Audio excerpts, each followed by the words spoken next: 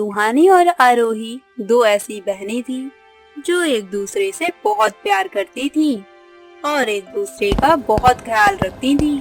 आरोही, जरा देख, ये सूट कैसा लग रहा है मुझ पर।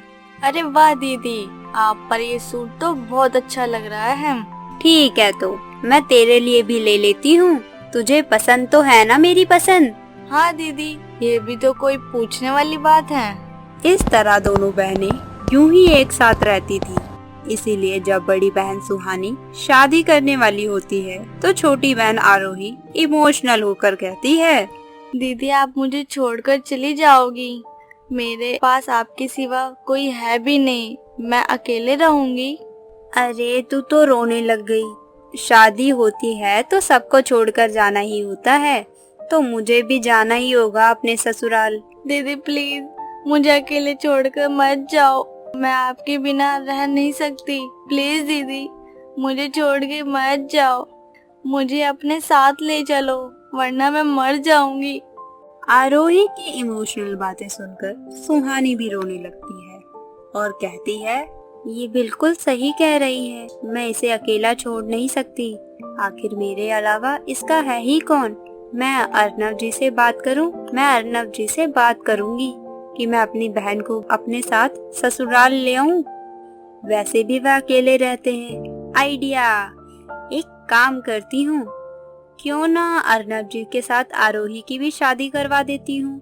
फिर हम दोनों साथ साथ हमेशा रहेंगी, हमें कोई अलग भी नहीं कर पाएगा। क्यों आरोही, तू शादी करेगी ना अर्नव जी से? सच्ची दीदी, मैं आपके साथ रहने आऊंगी। मुझे अकेले तो नहीं छोड़ोगी ना? क्या आपको इस बात से कोई फर्क नहीं पड़ता?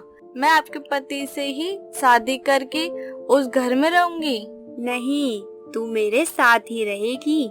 तुझे अपने साथ रखने का अब यही एक रास्ता है, मुझे उनसे बात करनी होगी। ये कहकर सुहानी अर्नव से अकेले मिलने जाती है और उसे आरोही से शादी करने वाली बात बता देती है।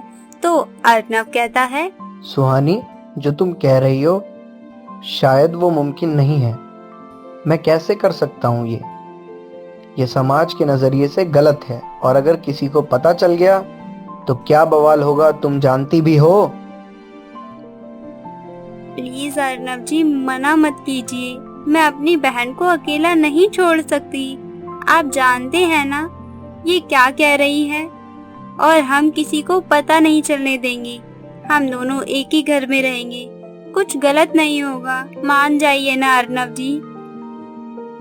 ठीक है, मैं मान जाता हूँ, पर ध्यान रहे कुछ गड़बड़ ना हो।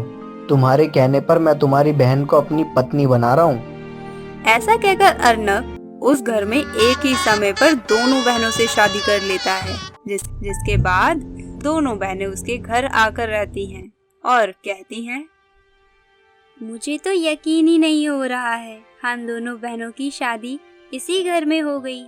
ऐसा कर, तू साथ वाले कमरे में रहने चली जा, मैं अर्नव जी के साथ यहाँ रहूंगी। ठीक है दीदी।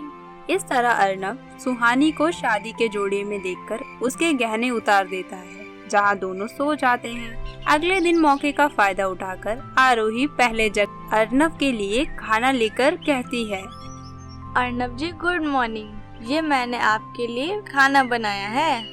अरे वाह, तुम्हारी बहन तो अभी तक सो रही है और तुम हो कि नाश्ता भी बना कर ले आई। अच्छा किया।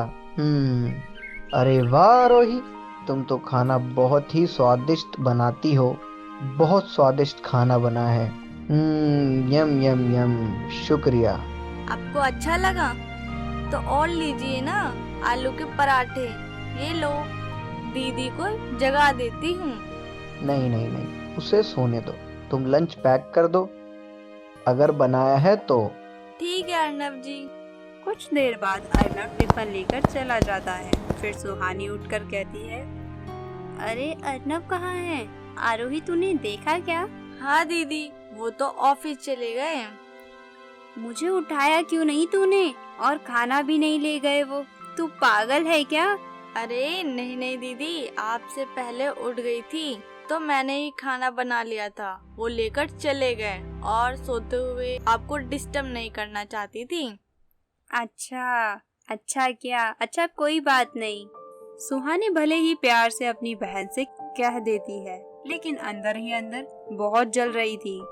अर्नव ऑफिस से आ जाता है। सुहानी मार्केट गई थी कि अर्नव के सामने आरोही फिर से मौजूद हो जाती है और उसे पानी देती है।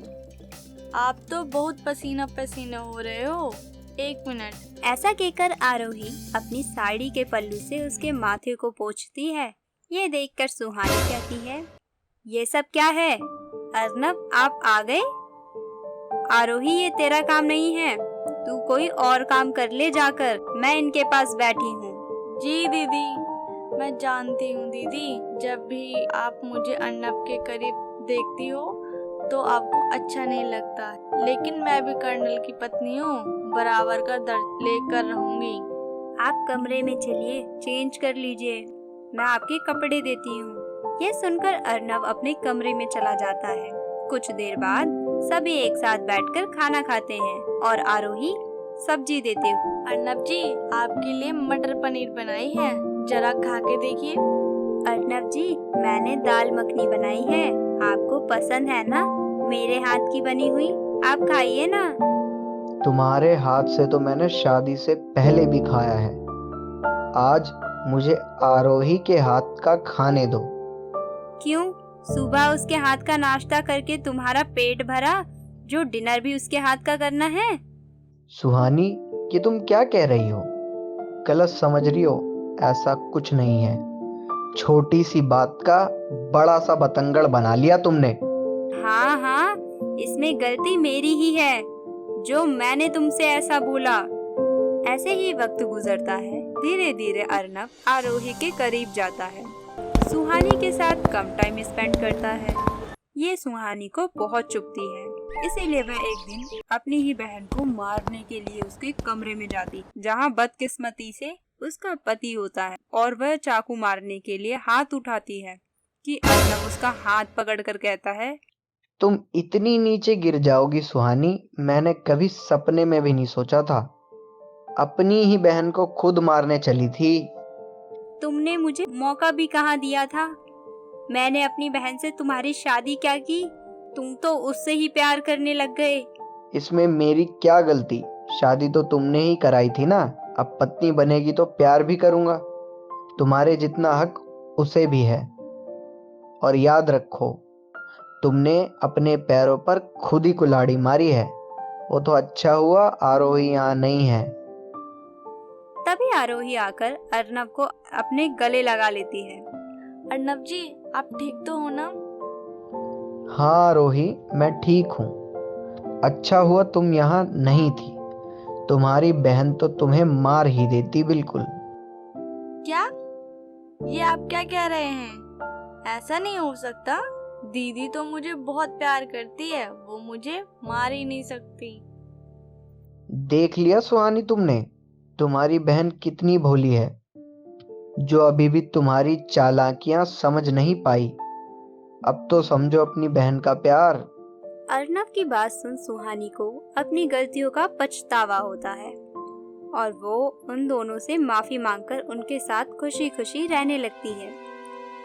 तो दोस्तों, आपको क्या लगता है, सुहानी ने अपनी छोटी बहन आरोही की शादी अर्नव से कर ठीक किया? हमें कमेंट करके जरूर बताएं। अगर कहानी पसंद आई हो तो हमारे चैनल को सब्सक्राइब करें